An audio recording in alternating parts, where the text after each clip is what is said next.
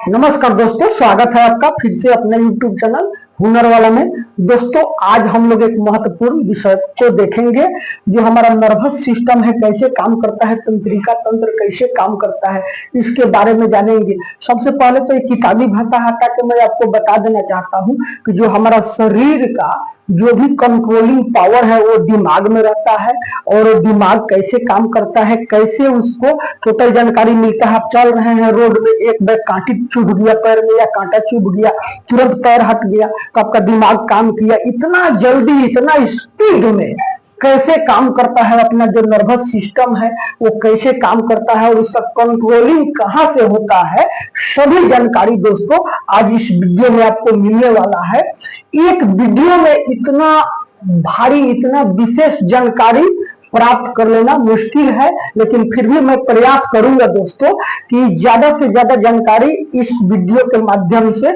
आपको मिल जाए। मेरा मकसद दोस्तों आपको पढ़ाना नहीं है, मेरा मकसद ये है आपको बताना है कि जो अपना नर्वस सिस्टम है, जो कंट्रोल शरीर होता है, वो कहाँ से होता है और कैसे होता है, और क्या क्या चीज उसमें पार्ट रहता है जिससे हम लोग का शरीर जो है वो कंट्रोल होता है। पूरे शरीर को कंट्रोलिंग पावर कहाँ से होता है। तो दोस्तों, पूरे शरीर का कंट्रोलिंग पावर जो है हमारा मस्तिष्क से होता है, और यही से पूरे शरीर का संचालन होता है। हम अगर कुछ कर रहे हैं, कुछ बोल रहे हैं, अगर कुछ देख रहे हैं, देखने के बाद में वहां पर हमको क्या रिएक्शन करना है, ये सब कंट्रोल करके दिमाग से हम लोग का ये जाता है, और ये तंत्रिका के द्वारा ही जाता है, और उस टोटल तंत्रिकाओं को मिल करके एक तंत्रिका तंत्र बन जाता है। तंत्र मंत्र ये सब जो है संस्कृत भाषा है, ये संस्कृत का भाषा है तंत्र। तो ये देख लीजिए, इसको ध्यान से देख लीजिए दोस्तों।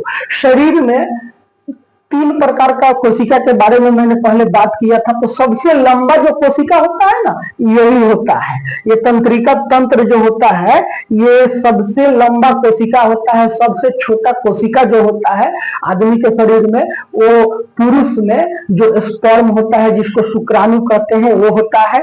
और सबसे बड़ा जो कोशिका होता है वो अंडाणु का होता है, जिसको ओवम कहते हैं, जो महिला में होता है। तो दोस्तों, ये 3 प्रकार के कोशिका में ये लंबा कोशिका सबसे यही होता है। इसका ये बीच वाला जो है ना, ये केंद्रक है दोस्तों, यहीं से सब कंट्रोलिंग होता है, यही केंद्रक है। और इसका एक एक पार्ट के बारे में पहले आप समझ लीजिए। ये इसको डेंड्राइट कहते हैं, जो सिंह के तरह निकला हुआ है, यहीं पर नस जो है सब जुड़ा हुआ रहता है, जो शरीर पे आता है चारों बगल से देख लीजिए।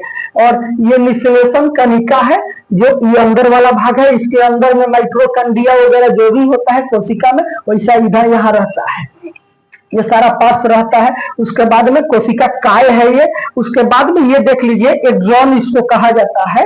एक्सॉन है, ये लंबा पूंछ के तरह निकला हुआ हो रहता है। अब पहले इसका लोकेशन देख लेते हैं। इसका लोकेशन जो होता है ना दोस्तों, ये वाला भाग ये हमारा मस्तिष्क में रहता है, और ये वाला भाग जो आप देख रहे हैं ना, ये रीढ़ का जो हड्डी होता है उसके बीच में ये भाग रहता है, और इसमें से लाखों नस जुड़े हुए रहते हैं जो आपके शरीर को कंट्रोलिंग करते हैं। हर एक जो जितना भी पार्ट पुर्जा आपके शरीर में लगा हुआ है, हार्ट, लीवर, फेफड़ा, हर एक चीज कैसे क्या काम करता है, हर एक चीज को संचालित होता है।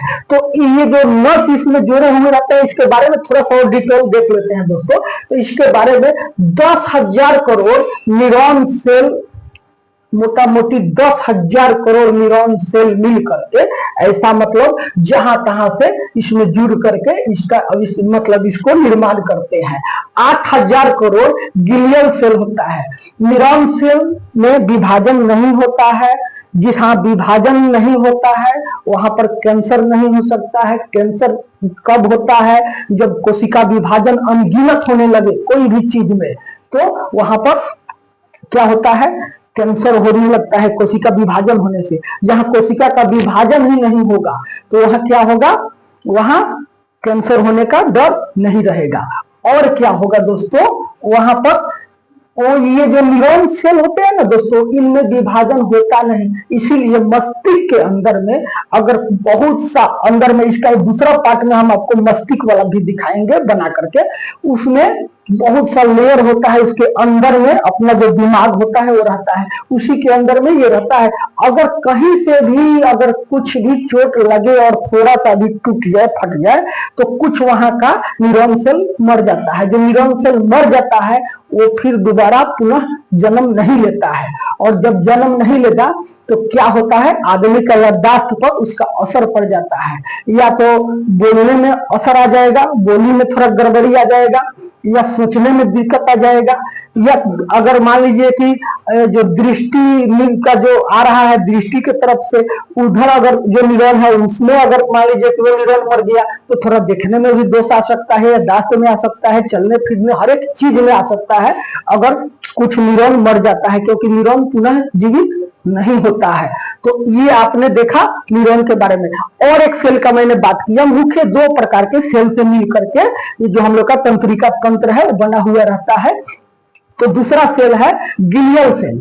गिलियल सेल में विभाजन होता है, और गिलियल सेल क्या करता है, उसका भी संख्या मोटा मोटी 8,000 करोड़ के आसपास होता है। 8,000 साढ़े 8,000 करोड़ के आसपास अनुमानित इसमें होता है, तंत्रिका तंत्र में होता है। वो क्या करता है, जो न्यूरॉन सेल होता है ना उसको सपोर्ट करता है, उसको पोषक तत्व देता है, ऑक्सीजन देता है, उसको उसमें से अगर मान लीजिए कि कुछ फालतू का चीज है उसको ये हटाता है, उसको सफाई भी करता है गिलियल सेल। और गिलियल सेल में विभाजन होता है, इसीलिए गिलियल सेल जहां है वहां पर कैंसर हो सकता है।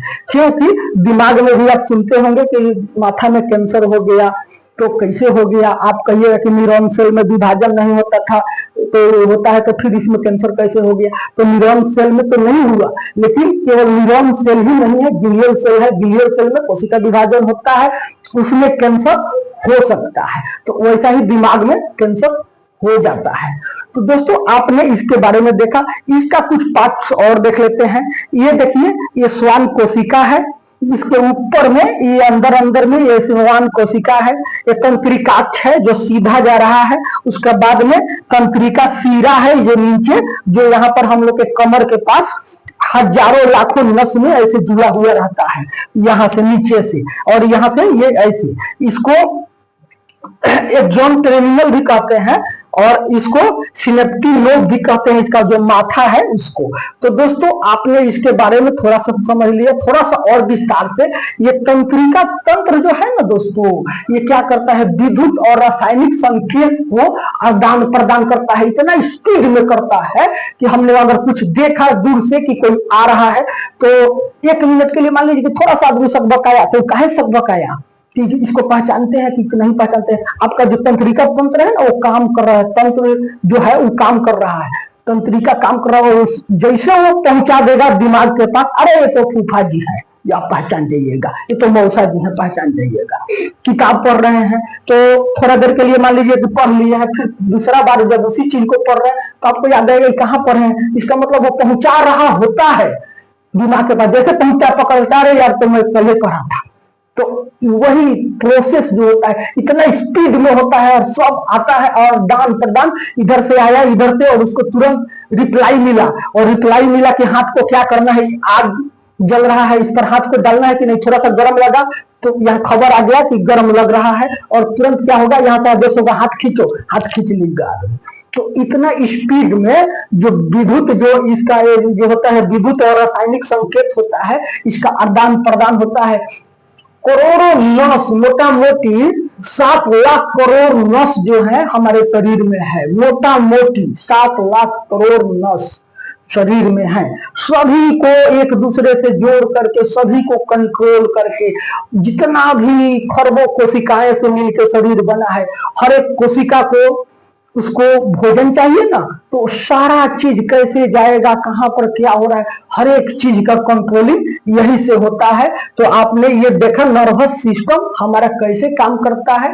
मैंने बिल्कुल ही देसिया भाषा में आपको समझाने का कोशिश किया है, किताबी भाषा को मैंने यूज नहीं किया है, आप समझ सकते हैं। अब थोड़ा सा इसके बारे में जान लेते हैं दोस्तों, इसका खोज कब और किसने किया। इसका खोज तो प्राचीन में बहुत यूनानी और अन्य वैज्ञानिक मिल करके किए, किसी एक वैज्ञानिक को इसके बारे में नहीं कहा जा सकता कि जिन्होंने इसके बारे में खोज किया और इसका संरचनाएं बनाई। लेकिन एक सेटियांगो रामोन वाड काजल, सेटियांगो रमोन वाड काजल नाम का साइंटिस्ट 1890 के दशक में इसका संरचना बनाए और उन्होंने बताया कि ये ऐसे करके इसका संरचनाएं हैं, ऐसे करके ये काम करता है। ये कब, ये आधुनिक में, और लेकिन इनसे पहले भी कितने साइंटिस्ट लोग इस पर अध्ययन कर चुके हैं और इसके बारे में बता चुके हैं। तो दोस्तों इसका ये पार्ट 1 है। पार्ट 1 अगर अच्छा लगा है तो कमेंट करिएगा, मैं पार्ट 2 भी बनाऊंगा और बिल्कुल ही विस्तार से बताऊंगा कि आपके दिमाग में हमेशा के लिए सेट हो जाए। अगर वीडियो अच्छा लगा हो तो वीडियो को लाइक कर दीजिएगा, अच्छा नहीं लगा हो तो डिसलाइक कर दीजिएगा। मिलते हैं अगला वीडियो में, तब तक के लिए नमस्कार।